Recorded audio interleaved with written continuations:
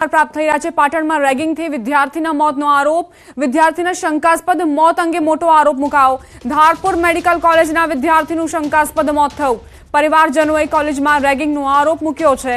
અન્ય વિદ્યાર્થીઓએ રેગિંગ કર્યું હોવાનો સ્વજનોનો આક્ષેપ। ધારપુર મેડિકલ હોસ્પિટલમાં એમબીબીએસના પ્રથમ વર્ષમાં અભ્યાસ કરતા વિદ્યાર્થીનું મોત નીપજ્યું। 18 વર્ષીય વિદ્યાર્થીના સ્વજનોનું કહેવું છે કે તેમને ફોન આવ્યો હતો, જેમાં પહેલા ચક્કર આવતા વિદ્યાર્થી પડી ગયો હોવાની વાત કરી હતી, જે બાદ સ્થળ પર પહોંચતા વિદ્યાર્થી મૃત મળ્યો। આ તરફ કોલેજ ડીનનું કહેવું છે કે રેગિંગની વાત અંગે તપાસ કરાઈ રહી છે। સિનિયર વિદ્યાર્થીઓએ 3 કલાક સુધી ઊભો રાખી ઇન્ટ્રોડક્શન આપવાનું કહેવાયું હતું, જે બાદ વિદ્યાર્થી ઢળી પડ્યો હોવાની વાત છે। જો કે તપાસ કમિટીમાં આ આક્ષેપમાં તથ્ય નીકળે તો શિક્ષાત્મક કાર્યવાહી થશે। ન્યૂઝ 18 ગુજરાતીના સવાલો: શું એન્ટી રેગિંગ હેલ્પલાઇન માત્ર નામની છે? શું કોલેજે 10 આવશ્યકતાઓ પૂર્ણ કરી હતી? નિયમો માત્ર ને માત્ર કાગળ પર છે? આખરે કેમ આજે વિદ્યાર્થીઓ છે, સિનિયર વિદ્યાર્થીઓ, તે જુનિયરોને પરેશાન કરતા હોય છે? રેગિંગ રોકવા માટે કોલેજ ડીનની શું જવાબદારી છે? કોલેજ ડીને અત્યારે ખાલી એટલું જ કીધું છે કે અમે તપાસ કરાવીશું। શું રેગિંગના આક્ષેપો પર તપાસ થશે, એ પણ નિષ્પક્ષ રીતે? મારા કાકાનો ફોન મારામાં આવ્યો, એ કહેતા તમારા છોકરા કે ચક્કર આવ્યા અને પડી ગયેલ છે અને એડમિટ કરેલ છે। પછી અહીંયા આવ્યા તો સાહેબે એવું જણાવેલ કે મૃત્યુ પામેલ છે। અત્યારે એવી વાત સાંભળી હતી કે અહીંયા કોલેજની અંદર રેકિંગ 3જા વર્ષવાળા જ્યારે રેકિંગ કરતા હતા, બધા અંદર રમતા હશે, ગમે તે 2-3 કલાક ઊભો રહ્યો હશે અને અચિંતાનો ચક્કર આવી અને પડી ગયો અને મૃત્યુ પામેલ।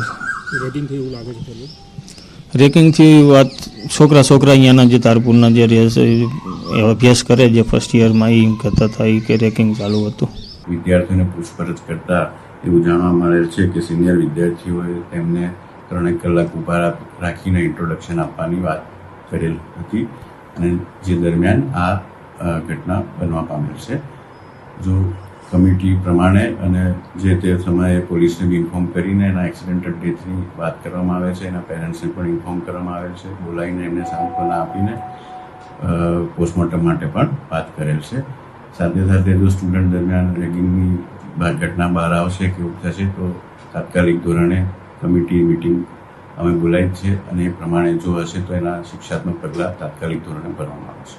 ધારપુર મેડિકલ કોલેજમાં એક વિદ્યાર્થીનો શંકાસ્પદ મોત નીપજ્યું છે। દ્રશ્ય હું તમને બતાવીશ કે જે રીતે ઘટનાક્રમ ઘટ્યો છે કે જે વિદ્યાર્થીએ એમબીબીએસમાં પ્રથમ વર્ષમાં અભ્યાસ કરતો હતો, પરંતુ ગત રાતે એક જ જગ્યાએ ઊભો રહેવાથી વિદ્યાર્થીને ચક્કર આવી અને વિદ્યાર્થી પડી જવાથી મોત નીપજ્યું છે, તેવી હાલ માહિતી મળી રહી હતી। પરિવાર પણ જણાવી રહ્યો છે કે વિદ્યાર્થીનો રેગિંગ કરવાના કારણે મોત નીપજ્યું છે, પરંતુ ચોક્કસ કારણ હાલ સામે આવ્યો નથી। બીજી બાજુ જે ઘટનાક્રમને લઈને ધારપુર મેડિકલના પ્રશાસકો દ્વારા પોલીસને પણ જાણ કરવામાં આવી છે અને વિદ્યાર્થીઓના મૃતદેહને સિવિલ હોસ્પિટલ ખાતે પોસ્ટમોર્ટમ ખાતે લાવવામાં આવે છે। હાલ વિદ્યાર્થીનો પોસ્ટમોર્ટમ થઈ રહ્યું છે અને પોસ્ટમોર્ટમ આવ્યાનો રિપોર્ટ આવ્યા બાદ જ સમગ્ર ઘટના સામે આવશે। પરંતુ બીજી બાજુ ધારપુર મેડિકલ ડીનના જેમનું જે નિવેદન સામે આવ્યું છે, તેમણે કહ્યું કે સમગ્ર ઘટના ક્યાંક એક જગ્યાએ ઊભા રહેવાથી વિદ્યાર્થી પડી ગયો અને મોત નીપજ્યું છે, તેવી હાલ સામે આવી રહી છે। બીજી બાજુ ડીને પણ જણાવ્યું છે કે જો સમગ્ર ઘટનામાં જો રેગિંગની માહિતી સામે આવશે તો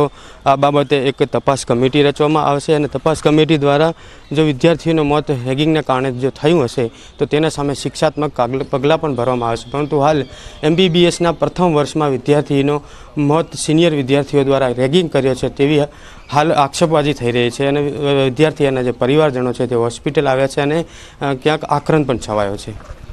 અશરફ ખાન, ન્યૂઝ 18, પાટણ।